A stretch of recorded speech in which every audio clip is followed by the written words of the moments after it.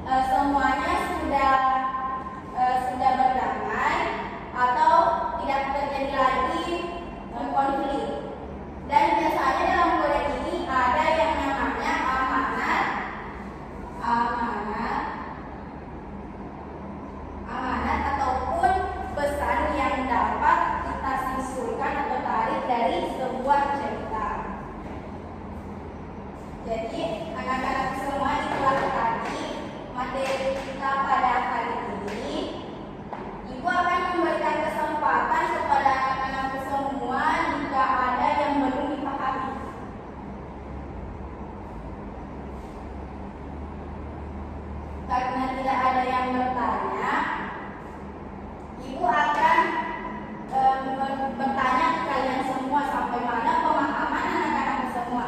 Coba Nadila, apa yang dimaksud dengan tokoh? Tokoh itu karakter dalam cerita, Bu. Ya, betul sekali. Tepuk tangan untuk Nadila. Kemudian Nakidri, coba sebutkan salah satu tujuan dari teks narasi. Memberikan informasi, Bu. Ya, betul sekali. Beri tepuk tangan. Kemudian Alifa, coba sebutkan satu contoh teks narasi. Novel, Bu. Ya, betul sekali. Beri tepuk tangan untuk Alifa. Kemudian terakhir, Nia, coba apa itu teks narasi? Teks narasi adalah jenis teks yang mengisahkan suatu peristiwa berdasarkan urutan waktu, yang bersifat fiksi maupun non-fiksi, Bu. Ya, betul sekali. Beri tepuk tangan untuk Nadia. Oke, terima kasih anak-anak atas perhatiannya. Baiklah, anak-anak semua, di sini Ibu menampilkan satu contoh teks narasi. Judulnya Anak Gembala dan Serigala. Nah, untuk mengetahui isi dari cerita ini, Ibu mau anak-anak semua membaca cerita tersebut. Yang dimana paragraf pertama dibaca oleh Nabi Triani, paragraf kedua dibaca oleh Alifa, dan paragraf ketiga dibaca oleh Nania. Silakan Nabi Tri dibaca paragraf pertama. Teks narasi. Anak gembala dan serigala. Hidup seorang anak gembala yang bekerja pada saudagar kaya.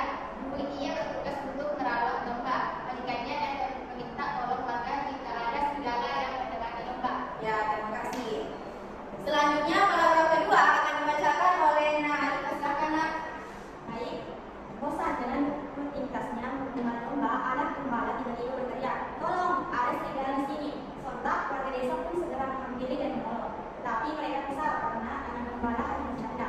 Senang dengan reaksi warga, anak gembala pun terus-menerus menipu warga yang mengatakan ada serigala di sana. Ya, terima kasih Nadila. Selanjutnya paragraf ketiga dibacakan oleh Nadila. Silakan Nadila dibacakan paragraf ketiganya. Sampai suatu hari, datanglah segerombolan serigala yang mendekati domba dan gembala. Ketakutan, anak gembala pun berteriak minta tolong, tetapi tidak ada warga yang menjawab karena mereka sudah tidak percaya. Ya, terima kasih kepada anak-anak ini. Berdasarkan dari narasi ini terdapat beberapa unsur yang membentuk teks narasi. Tadi yang pertama apa? Tokoh. Nah, jadi di sini tokohnya yaitu anak gembala, yang kedua saudara kaya, dan yang terakhir apa, Nak? Warga. Ya, jadi di sini warga. Jadi ada berapa tokoh pada teks narasi tersebut? Iya. Coba sebutkan. Anak gembala, Ya, betul sekali. tapi Bu, ada tanya. Apa, Nak? Itu kan kenapa, Bu? Bukan domba. Yang mana? Yang paragraf berapa? Pertama, Kaju ada semua khususnya kan ada. Oh, jadi di sini Nak, saya juga satu tokohnya. Di sini domba majikannya, tapi yang pelaku di sini merupakan majikannya, bukan dombanya. Oke, sudah paham, Nak? Selanjutnya di sini terdapat yang namanya latar. Latar tadi terdiri dari tempat, Waktu, dan suasana. ya, betul sekali. Jadi di sini kalau biasanya orang yang gembala itu berada di mana? Di sawah, Bu. Ya, betul sekali, di sawah atau intinya di daerah pedesaan ya. Jadi di sini latarnya di daerah pedesaan. Nah, kemudian di sini peristiwa ini atau cerita ini terjadi pada waktu apa? Silahkan dibaca pada paragraf ketiga.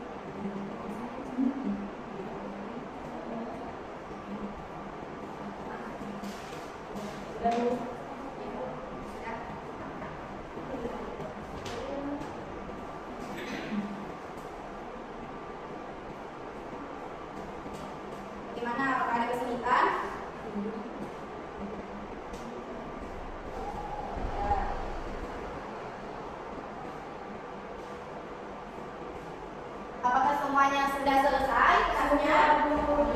Adapun pertanyaan pertama yaitu judul cerita tersebut yaitu belajar jualan, misal belajar jualan. Pertanyaan ketiga, di mana tempat dalam cerita tersebut yaitu tempatnya di pasar. Ya. Apakah kelompok 2 sepakat dengan jawaban dari kelompok pertama? Sepakat, Bu. Ya. Jadi anak-anak semua itu sudah benar jawabannya. Tepuk tangan untuk kelompok 1. Selanjutnya untuk kelompok 2 silakan bacakan hasil diskusi kelompok kalian nomor 2. Silakan nanya berdiri dan bacakan. Pertanyaan nomor 2, siapa saja tokoh-tokoh yang berperan dalam cerita tersebut? Yang pertama Nusa, yang kedua Rara, yang ketiga Shiva, yang keempat Abdul, dan yang kelima itu Pak Ucok, Bu. Ya, bagaimana dengan kelompok pertama? Apakah jawabannya sepakat? Sepakat, Bu. Ya, betul sekali. Tepuk tangan untuk kelompok 2. Terhadap pada hari ini. Semoga pertemuan kedepannya kita dapat meningkatkan semangat ataupun minat kita untuk belajar. Jadi sebelum menutup pembelajaran pada hari ini, Ibu akan mereview kembali materi yang telah kita pelajari pada hari ini. Jadi pada hari ini kita telah mempelajari mengenai kritis narasi baik dari segi pengertiannya, baik dari segi contohnya, baik dari segi tujuannya, baik dari segi apa lagi ya? Strukturnya, Bu. Ya, betul sekali. Terus apa lagi? Ya, betul sekali. Terus yang terakhir itu ciri-cirinya. Jadi itulah tadi materi kita pada pertemuan hari ini. Jadi pekan depan kita akan mempelajari mengenai cara menentukan atau menemukan struktur teks narasi lebih dalam. Kan ini tadi cuma kulit-kulitnya saja yang kita bahas. Jadi pertemuan ke depan ini kita akan membahas mengenai struktur dari teks narasi. Jadi saya harap anak-anak semua mempelajari mengenai struktur teks narasi supaya pembelajaran kita pada pertemuan berikutnya akan lebih lancar. Baiklah, sekian pertemuan kita pada hari ini. Sebelum menutup pertemuan, alangkah baiknya kita berdoa. Berdoa ingat. Jadi sebelum Ibu menutup, anak-anak semua langsung pulang ke rumah ya setelah pembelajaran ini. Terima kasih atas perhatiannya semua. Assalamualaikum warahmatullahi wabarakatuh.